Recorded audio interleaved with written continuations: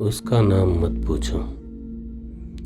आज 10 सालों से उस नाम को हृदय से और सूरत को आंखों से दूर करने को पागल हुआ फिरता हूँ, पर वो नाम और वो सूरत सदा मेरे साथ है। मैं डरता हूँ, वो निडर है। मैं रोता हूँ, वो हंसता है।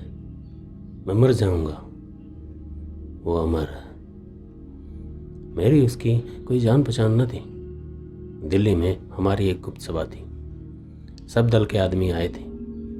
वो मेरे पास ही खड़ा एक कुत्ते के पिल्ले से किलोल कर रहा था। हमारे दल के नायक ने मेरे पास आकर सहज गंभीर स्वर में धीरे से कहा, इस युवक को अच्छी तरह पहचान लो, इससे तुम्हारा काम पड़ेगा। नायक चले गए और मैं युवक की ओर झुका।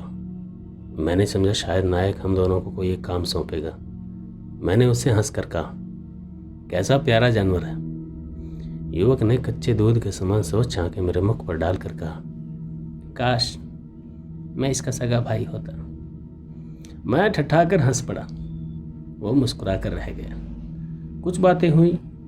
उस दिन वो मेरा मित्र बन गया। दिन पर दिन व्यतीत हुए। अछूते प्यार की धाराएं दोनों हृदय में उमड़ कर एक धार हो गई। सरल कपट व्यवहार पर दोनों मुक्त हो गए। वो मुझे अपने गांव में ले गया। वो गांव के जमींदार का इकलौता बेटा था। हृदय और सूरत का एक सा। उसकी माँ ने 2 दिन में ही मुझे बेटा कहना शुरू कर दिया। अपने होश के दिनों में मैंने वहाँ 7 दिन माता का स्नेह पाया, फिर चला आया। अब तो उसके बिना मन न लगता था। दोनों के प्राण दोनों में अटक रहे थे। एक दिन उन्मत्त प्रेम के आवेश में उसने कहा था, काश कुछ ऐसा हो जाए, हम दोनों में से एक स्त्री बन जाए तो मैं तो तुमसे ब्याह ही कर लूं। नायक से कई बार पूछा, क्यों तुमने मुझे उसे मित्रता करने को कहा था। वो सदा यही कहते, समय पर जान जाओगे। गुप्त सभा की भयंकर गंभीरता सब लोग नहीं जान सकते। नायक मूर्तिमान भयंकर गंभीर थे। उस दिन भोजन के बाद उसका पत्र मिला। वो मेरी पॉकेट में अभी भी रखा है, पर किसी को दिखाऊंगा नहीं। उसे देखकर 2 सांस सुख से ले लेता हूँ। आंसू बहाकर हल्का हो जाता हूँ। किसी पुराने रोगी को जैसे कोई दवाई खुराक बन जाती है। मेरी वेदना को भी यह चिट्ठी खुराक बन गई है। चिट्ठी पढ़ भी ना पाया था, नायक ने बुलाया। मैं सामने सरल स्वभाव खड़ा हो गया। 12 प्रधान हाजिर थे। सन्नाटा भीषण सत्य की तस्वीर खींच रहा था।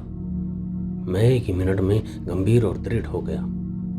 नायक की मरमभेदी दृष्टि नेत्रों में गड़ गई, जैसे तप्त लोहे के तीर आंख में घुस गए हों।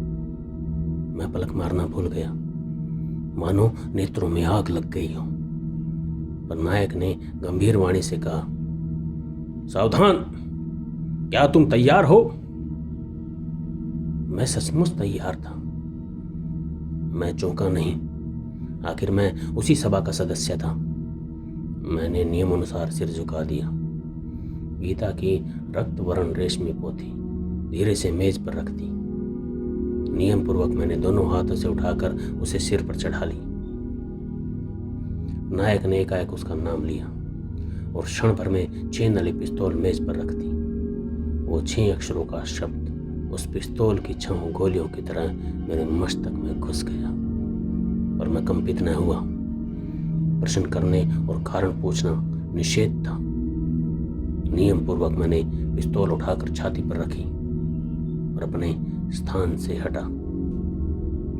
तत्क्षण मैंने यात्रा की। वो स्टेशन पर हाजिर था। अपने पत्र और मेरे प्रेम पर उसे इतना भरोसा था, देखते ही लिपट गया। घर गए, 4 दिन रहे। वो क्या कहता है, क्या करता है, मैं देख सुन नहीं सकता था। शरीर सुन्न हो गया था, आत्मा दृढ़ थी, हृदय धड़क रहा था और विचार स्थिर थे। चौथे दिन प्रातः हम स्टेशन पर चले। तांगा नहीं लिया। जंगल में घूमते जाने का विचार था। मस्ती में वो मेरे मन को न टटोल सका।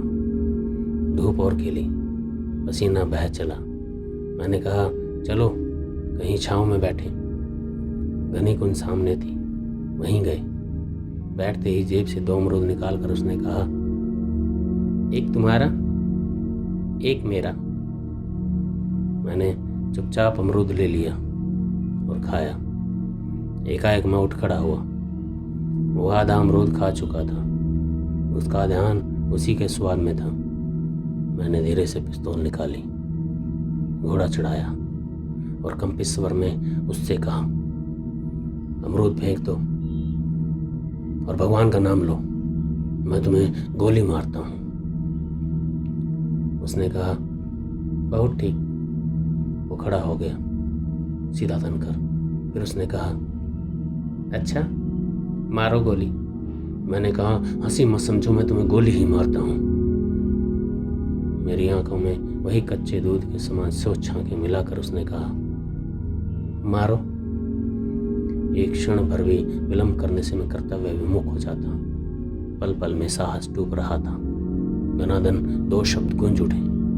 वो कटे वृक्ष की तरह गिर पड़ा।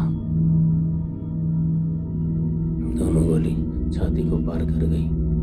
मैं भागा नहीं, भय से इधर उधर देखा भी नहीं, रोया भी नहीं। मैंने उसे गोद में उठाया, मुंह की तोल पोंछी, रक्त साफ किया। आंखों में इतनी ही देर में कुछ का कुछ हो गया। देर तक उसे लिए बैठा रहा, जैसे माँ बच्चे को लिए बैठी रहती है। फिर मैं उठा, ईंधन चुना, चिता बनाई और जलाई। अंत तक वहीं बैठा रहा। सभा में 12 प्रधान हाजिर थे। उसी स्थान पर जाकर मैं खड़ा हुआ। नायक ने नीरव हाथ बढ़ाकर पिस्तौल मांगी। पिस्तौल दे दी। कार्य सिद्धि का संकेत संपूर्ण हुआ। नायक ने खड़े होकर वैसे ही गंभीर स्वर में कहा, यह हमारी हत्या संबंधी षड्यंत्रों का विरोधी था। हमें उस पर सरकारी मुखबिर होने का संदेह था। मैं कुछ कहने योग्य न रहा। नायक ने वैसे ही गंभीरता से कहा, नवीन प्रधान की हैसियत से तुम एक पुरस्कार मांग सकते हो। अब मैं रो उठा।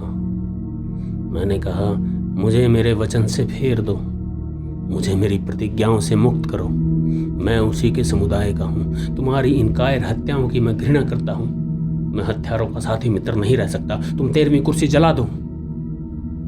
नायक को क्रोध न आया। 12 प्रधान पत्थर की मूर्ति की तरह बैठे रहे। नायक ने उसी गंभीर स्वर में कहा, तुम्हारे इन शब्दों की सजा मौत है, पर नियम अनुसार तुम्हें क्षमा पुरस्कार में दी जाती है। मैं उठकर चला गया। देश भर में घुमा, कहीं ठहरा नहीं। भूख, प्यास, विश्राम और शांति की इच्छा ही मर गई। अब बस वही पत्र मेरे नेत्र और हृदय की रोशनी है। मेरा वारंट निकला था। मन में आया फांसी पर जा चढ़ूं। फिर सोचा मरते ही उस सज्जन को भूल जाऊंगा। मरने में भी अब क्या स्वाद है। जीना ही चाहता हूँ। किसी तरह सदा जीते रहने की लालसा मन में बसी है।